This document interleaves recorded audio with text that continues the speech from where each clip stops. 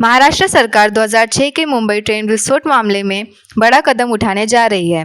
Bombay high court ने इस मामले के सभी 12 आरोपियों को बरी कर दिया था।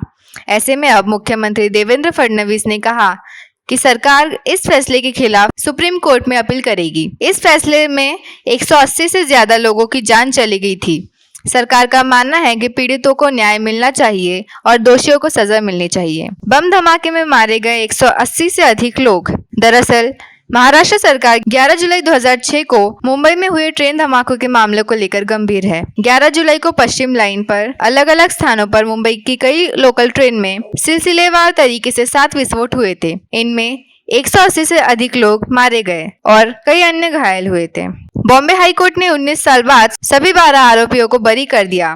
कोर्ट ने कहा कि अभियोजन पक्ष मामले को साबित करने में पूरी तरह विफल रहा और यह विश्वास करना मुश्किल है कि उन्होंने अपराध किया है। फडणवीस ने कहा, सुप्रीम कोर्ट जाएगी सरकार। जस्टिस अनिल किलोर और जस्टिस श्याम चांडक की स्पेशल बेंच ने कहा, अभियोजन पक्ष अपराध में इस्तेमाल किए गए बमों के प्रकार को भी रिकॉर्ड में लाने में विफल रहा है और जिन सबूतों पर उसने भरोसा किया है वे आरोपियों को दोषी ठहराने के लिए निर्णायक नहीं है। कोर्ट के इस फैसले पर मुख्यमंत्री देवेंद्र फडणवीस ने कहा कि महाराष्ट्र सरकार मुंबई ट्रेन विस्फोट में सभी 12 आरोपियों को बरी करने के हाईकोर्ट के फैसले के खिलाफ उच्चतम न्यायालय का रुख करेगी। इससे पहले पत्रकारों से बातचीत में बीजेपी के वरिष्ठ नेता चंद्रशेखर बावनकुळे ने कहा था कि महाराष्ट्र सरकार सभी आरोपियों को बरी करने के हाईकोर्ट के फैसले को चुनौती देने से पहले मामले के गुण दोष का आकलन करेगी। उससे पहले हम फैसले के गुण दोष और बरी किए जाने के कारणों जैसे पहलुओं पर चर्चा करेंगे। मुख्यमंत्री देवेंद्र फडणवीस भी इस पर गौर करेंगे। आकलन के बाद ही राज्य सरकार सुप्रीम कोर्ट का रुख करेगी।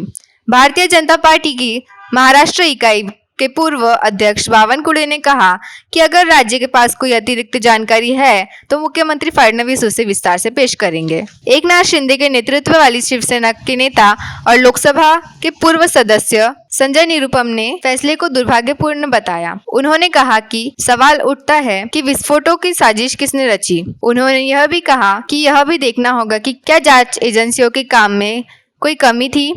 महाराष्ट्र आतंकवाद विरोधी दस्ते ने इस मामले की जांच शुरू की थी।